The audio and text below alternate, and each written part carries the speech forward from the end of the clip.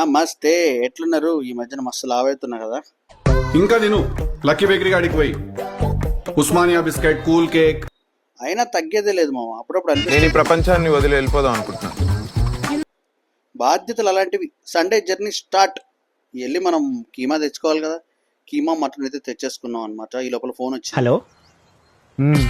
చెప్పాలి. నువ్వే చెప్పాలి. అంత లేదు మామ, గ్యాస్ కట్ లేకుండా ఎలా వండుతారని చెప్పారు.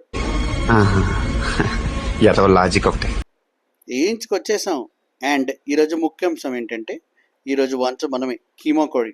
మొత్తానికైతే వండే ముందు ఇలా బీభత్సం ఉండే, కానీ మనం మ్యాజిక్ చేస్తాం కదా మామ, తర్వాత ఇలా అయిపోయింది. అప్పుడప్పుడు నేను కీమా కర్రీ వండుతుంటే నాకు అనిపిస్తుంటుంది, మా డాడీ దగ్గరికి వెళ్ళి ఒక మాట చెప్పబుద్ధి అవుతుంది అనమాట.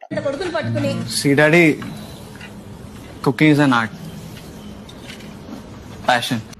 ఈడ్చి పెట్టి కొడతారని తినేసి లైట్ తీసుకున్నా.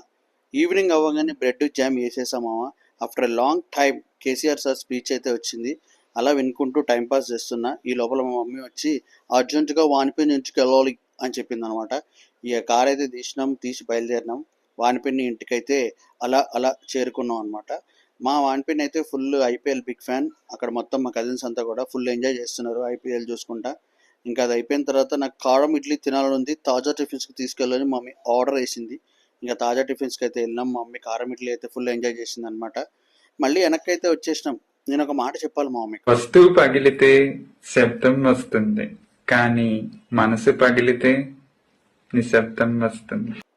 అందుకే ఫ్రెండ్స్, మనసు ఇరక్కొట్టకండి, ఓకేనా? Bye. Thank you so much for watching.